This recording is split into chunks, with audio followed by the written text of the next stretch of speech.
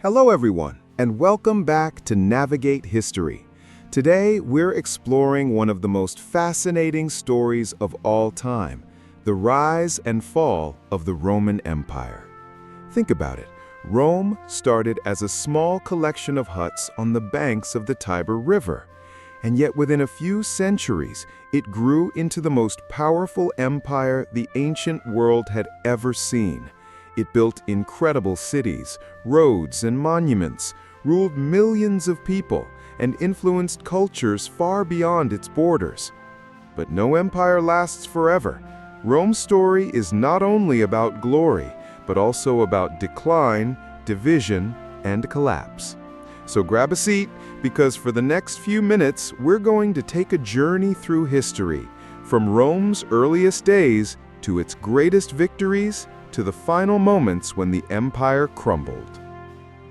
Rome's story begins in 509 BCE, when the Romans overthrew their last king. They decided they'd had enough of monarchy and created something bold and new, the Roman Republic.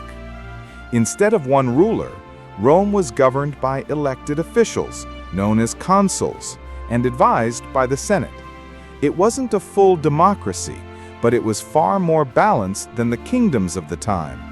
Ordinary citizens had a say, and power was divided so no single man could dominate. This system gave Rome resilience. It could debate, adapt, and respond quickly to challenges. The Republic became a training ground for both leaders and citizens, and it laid the foundations for what was to come. But Rome was never content with staying small. Through alliances, diplomacy, and most importantly, war, it spread across the Italian peninsula. What made Rome unstoppable was its army, the legions. Roman soldiers trained constantly, fought with discipline, and followed orders without hesitation. Their shields, swords, and formations were designed for both defense and attack. Rome's biggest challenge came from Carthage, a wealthy trading empire in North Africa.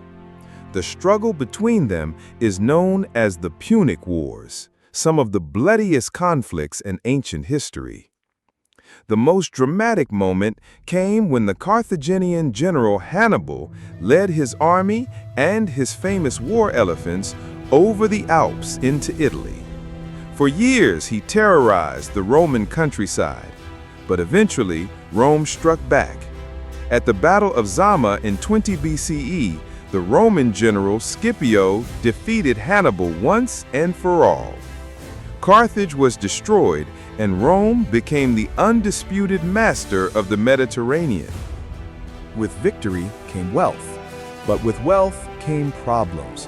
Senators grew richer, while many citizens fell into poverty. Ambitious generals began to compete for power, using their armies to influence politics. Then came Julius Caesar.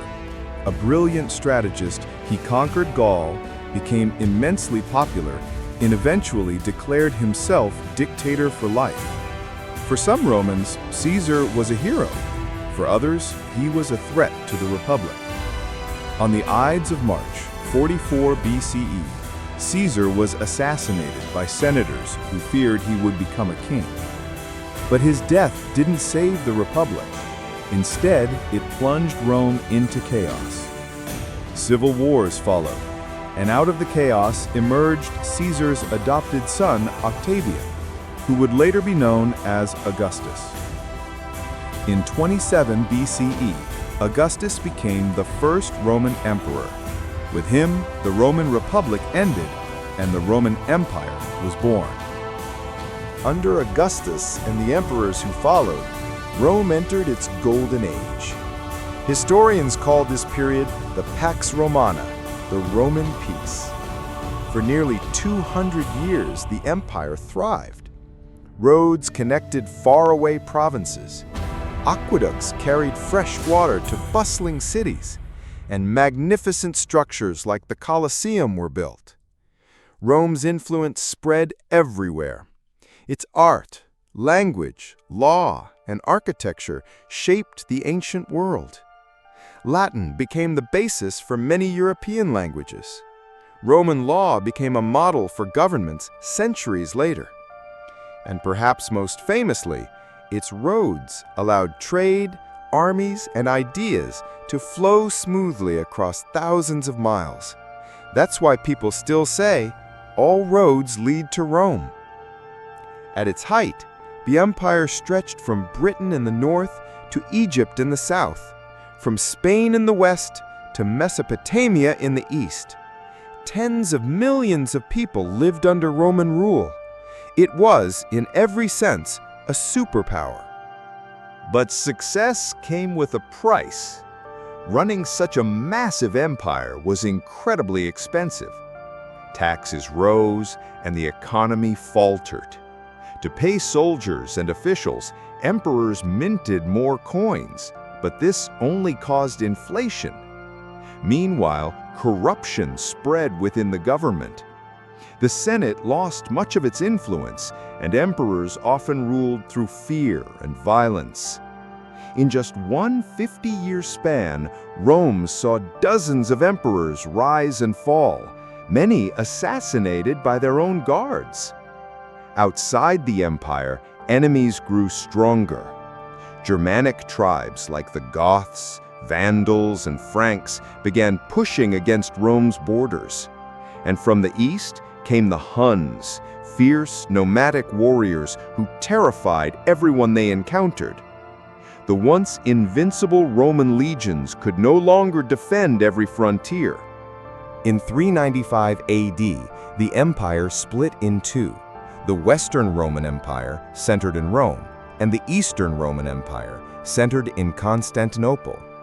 The East survived for nearly another 1,000 years, becoming what we call the Byzantine Empire. But the West, its days were numbered. In 410 AD, Rome itself was sacked by the Visigoths, the first time in 800 years the city had fallen to an enemy. The shock was enormous. Finally, in 476 AD, the last Western emperor, a boy named Romulus Augustulus, was overthrown by the dramatic leader Odoacer. Historians mark this as the official fall of the Western Roman Empire. After centuries of glory, the Empire of Rome had come to an end. So, what can we take away from the story of Rome? Rome's rise shows the power of discipline, organization, and ambition. Its fall is a reminder of what happens when corruption, inequality, and overextension weaken even the greatest of powers. But in another sense, Rome never truly died. Its language shaped Europe. Its laws shaped governments. Its buildings, from the Colosseum to the aqueducts, still stand today. Rome fell, but its legacy lives on. Now I want to hear from you. Why do you think Rome collapsed? Was it the economy, the invasions, or something deeper? Let me know in the comments, and don't forget to like, share, and subscribe for more journeys through history. See you in the next video.